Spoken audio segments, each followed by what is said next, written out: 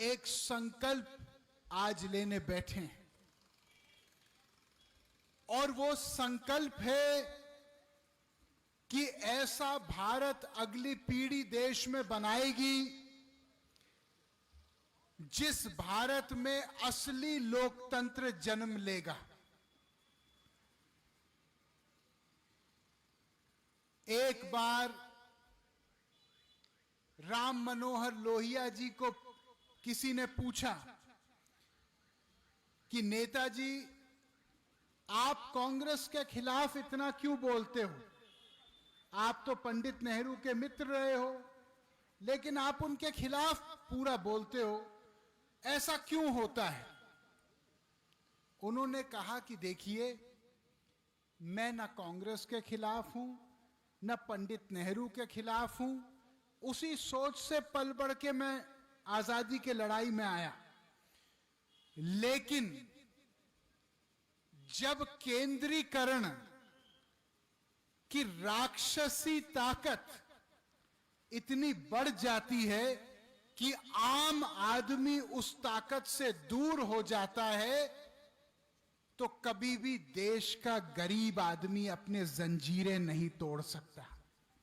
भाइयों, हम इसलिए सांसद नहीं बने हैं कि हम मंच की बात आप तक पहुंचाएं। हम सांसद इसलिए बने हैं कि आपकी बात मंच पर बोल पाएं। जब इस देश में बेरोजगारी खत्म होगी, जब सबकी बेटियों और बेटों को काम मिलेगा भरपूर, तो वरुण गांधी बेरोजगारी की बात करना बंद करेगा। जब इस देश में जो आज सरकारी नौकरियों, 10 सरकारी नौकरियों में से 7 सरकारी नौकरी केवल संविदा पे रेवड़ी की तरह बांटी जा रही हैं,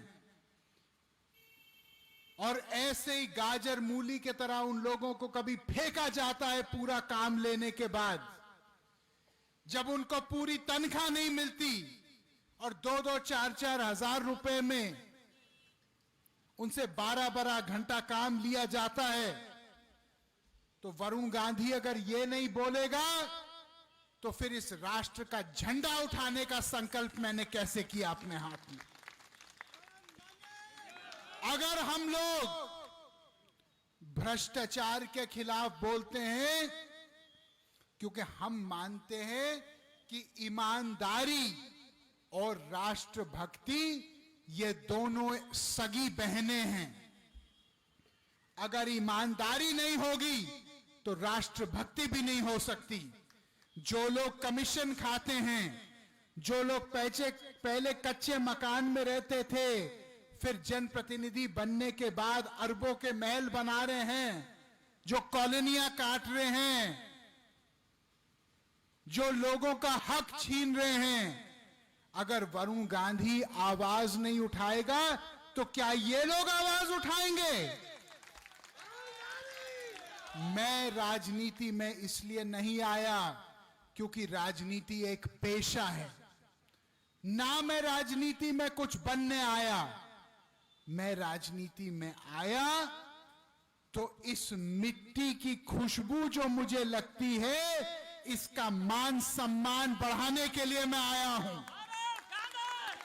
मैं इसलिए आया हूं ताकि अगर कोई माय का लाल हिंदुस्तान को अंदर से दीमक की तरह खा रहा है, तो हम नाम लेके और उसका काम लेके भी बोलेंगे और डंके के चोट पे बोलेंगे। हमारे देश में आपके बाप दादाओं ने, आपके मां और दादियों और नानियों ने अपने कंगने बेच दिए इस देश की आजादी की लड़ाई में, अपनी हड्डियां तोड़वा दी, जेल की सजा काटी, सब कुछ अपना दांव पे लगाया, तब हमारा देश जाके स्वतंत्र हुआ।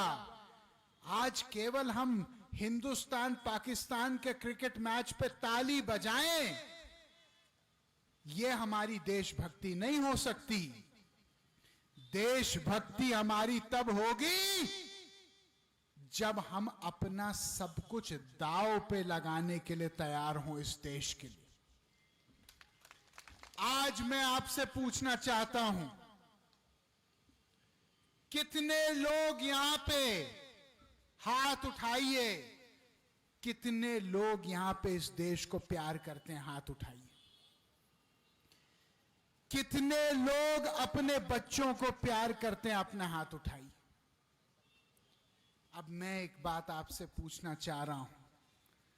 आज जब आप गरीबी देखते हैं, आप बेरोजगारी अपनी पाते हैं, आप अपने बढ़ते हुए इलाज के दाम को देखते हैं, आप अपने बच्चों की बढ़ती हुई स्कूल फीस को देखते हैं, आप दूध के, दही के, सब्जियों के, फलों के बढ़ते हुए कीमत को देखते हैं, तो क्या आपको नहीं लगता आपके इस बेटे वरुण गांधी को इनके खिलाफ आवाज उठानी चाहिए कि नहीं उठानी चाहिए? भाइयों, जब मैं राजनीति में आया तो मैं एक शंकराचार्य महाराज के पास गया। मैंने उनके चरण छुए। मैंने कहा, महाराज, कुछ हमको ऐसा बताइए कि आजीवन हम लोग इसको गांठ बांध करके अपनी राजनीति का नींव बनाएं। उन्होंने केवल 2 लाइनें बोली। उन्होंने कहा, एक, बेटा, दूसरों के हमेशा काम आना, और दूसरा बोले कि सच्चाई के मामले में कफन बांध के हमेशा चलना। उन्होंने कहा कि तुमको मैं आशीर्वाद इसलिए नहीं दे रहा हूं कि तुम एक सांसद, मंत्री ये सब बनो। तुमको मैं आशीर्वाद इसलिए दे रहा हूं कि इस देश में जहां भी अन्याय और जब भी अन्याय होगा, तुम उसके खिलाफ एक क्रांतिकारी बन के बोलोगे। हमारे बाबा जी बैठे हैं यहां पे। प्रणाम करता हूं बाबा जी आपको। एक तो बाबा जियों को हमने पाल दिया, अभी इनको देख के दूसरे बाबा जी भी आ गए कि हमारा नंबर भी कहीं ना आ जाए। क्या गलत कह रहे हैं? कह रहे भाई, 1-2 बाबा जियों का नंबर लग गया, हो सकता है हम मीटिंग में आए, कल हमारा भी लग जाए नंबर। जय हो बाबा जी आपकी। इनको अभी से माला पहना दो भैया। भाइयों, मैंने इस बार संसद में एक निजी विधेयक सदन के पटल पे डाला है, जिसको कहते हैं भरोसा भारतीय रोजगार संहिता।